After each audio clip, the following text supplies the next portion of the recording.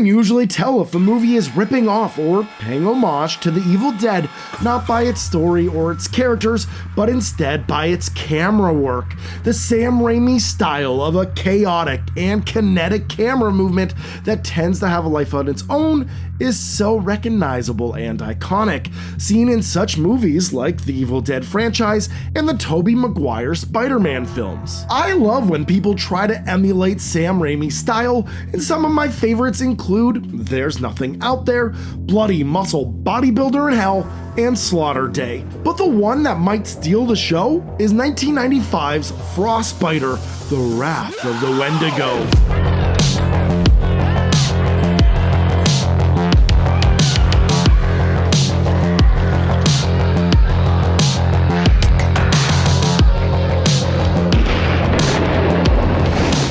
Even though it was released in the mid-90s, this was very much made in the late 80s, and you can tell. Now I must warn you, this movie isn't good, nor is it original, but it's brimming with passion and imagination. Hi, my name is Tom Cheney. I'm a guerrilla filmmaker, the writer, director, and producer of Frostbiter, Wrath of the Wendigo. This was director Tom Cheney's passion project.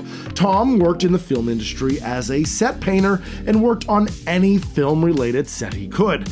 Every dollar that he made went to fund his own film project, known at the time as Wendigo. Tom raised $50,000 to $60,000, and over the next 5 years, he and his professional friends that he met on different sets worked together on Wendigo.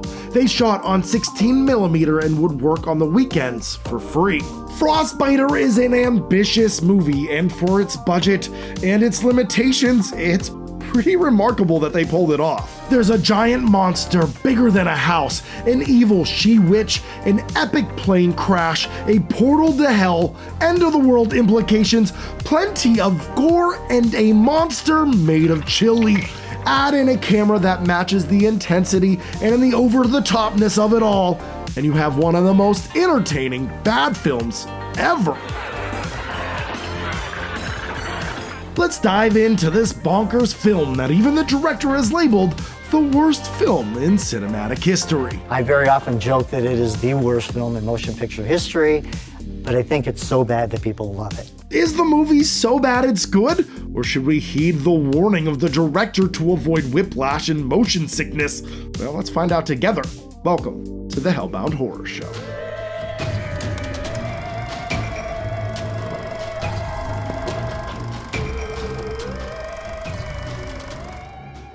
Out of all the cryptids out there, the Wendigo is one of my favorites. The Wendigo is based on an Algonquian folklore and is either about a man-eating beast or an evil spirit that possesses humans to eat human flesh, depending on the depiction. But the setting of the Wendigo is where it truly shines.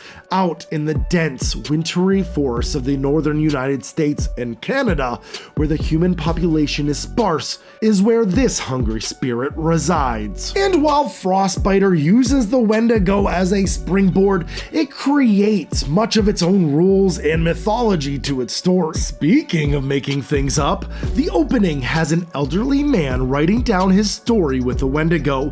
When he was a young man over 100 years ago, he had an encounter with the Wendigo. Somehow he came out victorious, and even though the Wendigo was defeated, it was not dead. The man built a prison for the Wendigo using the skulls of its past victims as a barrier. The elderly man now resides within this circle where he spends his days protecting the land, for if the circle ever breaks, the Wendigo would be set free onto the world yet again. Well, the circle does eventually break. Two rednecks are pounding a few back while hunting on this deserted island in Michigan when they stumble upon the old man and his sealed-off cabin. Things escalate quickly, like way too fast.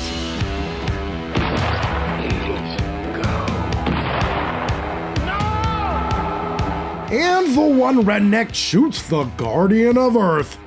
Oops! Now the Wendigo and his pals are loose. The old man decomposes and turns into a skeleton that attacks the redneck.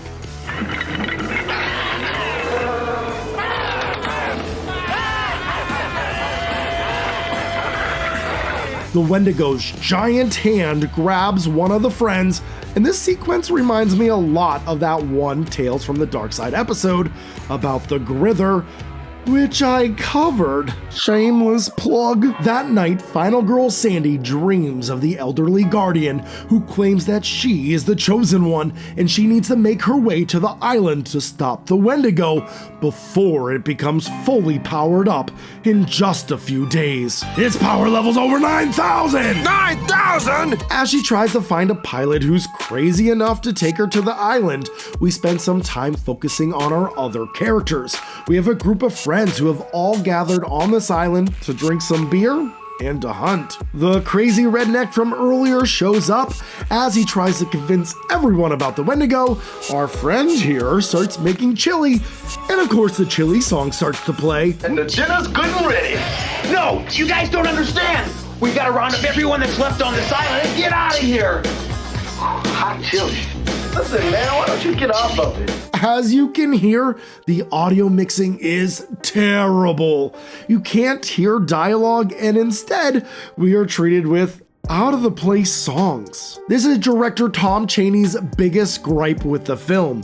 He wanted it traditionally scored, and it was so in the opening, but investors wanted rock songs in it, and they all insisted that the rock songs be louder. It objectively makes the movie worse. You can't hear dialogue, and the songs are beyond distracting.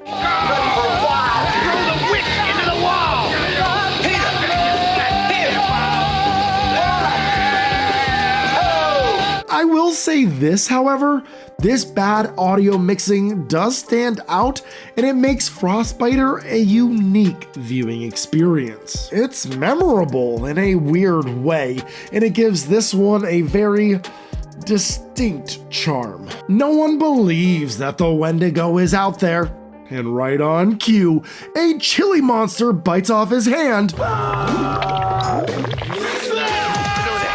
And another friend catches on fire.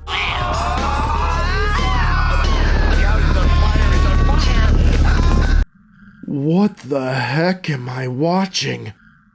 I love it! This movie is bonkers, and the set pieces are all phenomenal, but unfortunately the connecting glue from scene to scene is so poor. Hey, Leo, where you going? Hey, come back here. As we go from set piece to amazing set piece, characters just randomly go missing and then reappear. You can tell this movie was made over a few years and only shot on the weekends.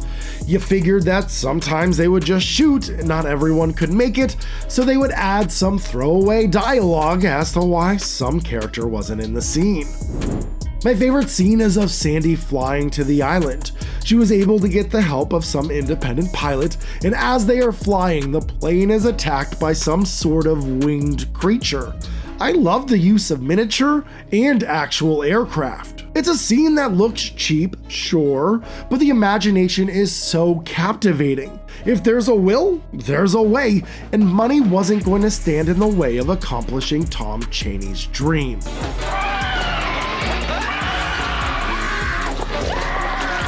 Sandy eventually finds the surviving hunters, and they must team up to stop the evil Wendigo.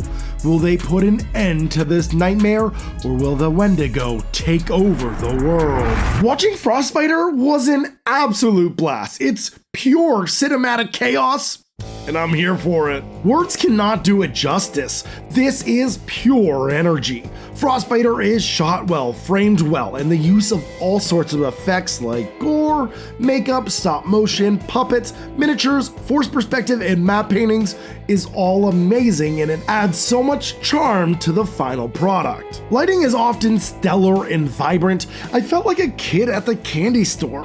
I felt like I had a sugar rush, but unfortunately, too much candy and too much sugar can lead to cavities, and my goodness, Frostbiter can be too much of a good thing at times.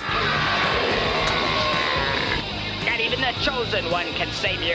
The super loud, intense music eventually became headache-inducing. You can get motion sickness with how often the camera flies around. It's a lot of stimulation, and I could totally understand if people find it too chaotic. It was mostly an enjoyable watch for me, but the whole time, I just wanted to be watching it with friends and throwing back a few cold ones. I think watching it with friends and rifting it together is the quintessential way to watch this one. Look at my chili! Guys, there's another one by your feet! There's another one! If you want a crazy, cheap, but passionate attempt to emulate the Evil Dead formula, Frostbiter won't disappoint. There is so much character and charm, and fans of do-it-yourself cinema should love this one. The Blu-ray from Vinegar Syndrome is fantastic, the transfer is phenomenal, and the extras are plentiful, so check it out if it looks like your cup of tea. That's all I have for tonight, so thank you so much for watching, and stay spooky, everyone.